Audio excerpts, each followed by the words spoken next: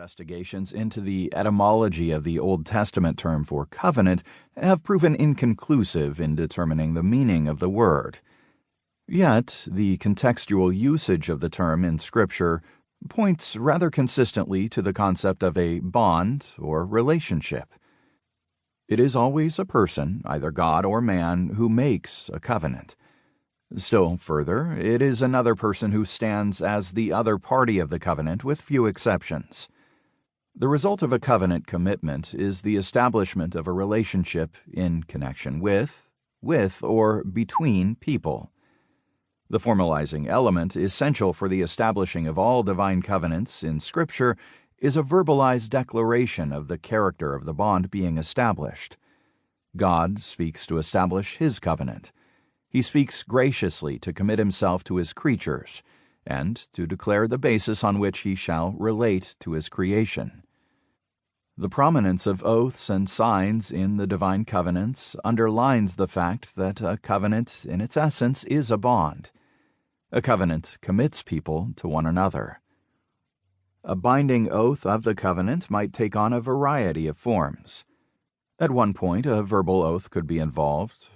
Genesis chapter 21, verses 23, 24, 26, and 31, chapter 31, verse 53, Exodus chapter 6, verse 8, chapter 19, verse 8, chapter 24, verses 3 and 7, Deuteronomy chapter 7, verses 8 and 12, and chapter 29, verse 13, and Ezekiel chapter 16, verse 8.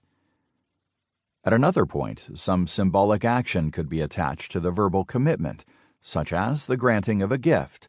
Genesis chapter 21, verses 28 through 32. The eating of a meal. Genesis chapter 26, verses 28 through 30, chapter 31, verse 54, and Exodus chapter 24, verse 11. The setting up of a memorial. Genesis chapter 31, verse 44. Joshua chapter 24, verse 27. The sprinkling of blood. Exodus chapter 24, verse 8. The offering of sacrifice. Psalm 50, verse 5. The passing under the rod. Ezekiel chapter 20, verse 37. Or the dividing of animals.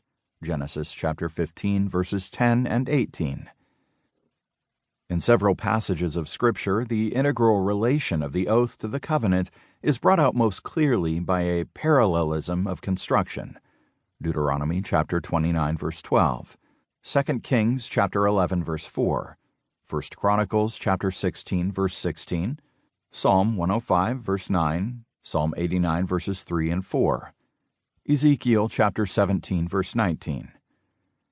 In these cases, the oath interchanges with the covenant, and the covenant with the oath. This closeness of relationship between oath and covenant emphasizes that a covenant in its essence is a bond. By the covenant, persons become committed to one another. The presence of signs in many of the biblical covenants also emphasizes that the divine covenants bind people together. The token of the rainbow, the seal of circumcision, the sign of the Sabbath. These covenantal signs enforce the binding character of the covenant. An interpersonal commitment, which may be guaranteed, has come into effect by way of the covenantal bond. Just as bride and groom interchange rings as token and pledge of their constant faith and abiding love, so the signs of the covenant symbolize the permanence of the bond between God and His people. A covenant is a bond in blood.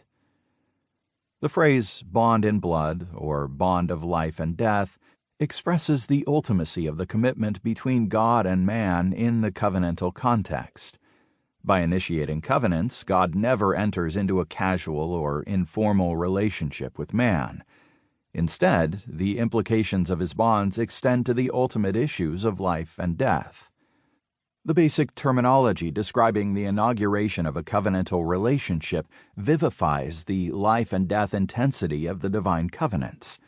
The phrase translated to make a covenant in the Old Testament literally reads to cut a covenant. This phrase, to cut a covenant, does not appear just at one stage in the history of the biblical covenants. Much to the contrary, it occurs prominently across the entire spread of the Old Testament.